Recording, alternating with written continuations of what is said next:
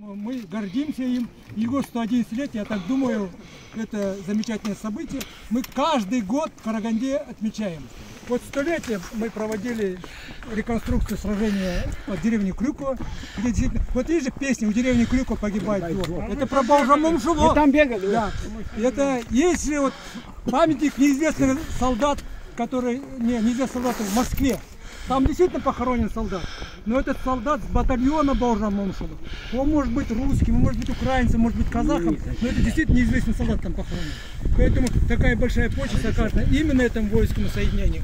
Мы этим гордимся, потому что это было всемирное историческое событие, в котором мы, казахстанцы, сыграли ключевую роль. Мы этим все должны гордиться.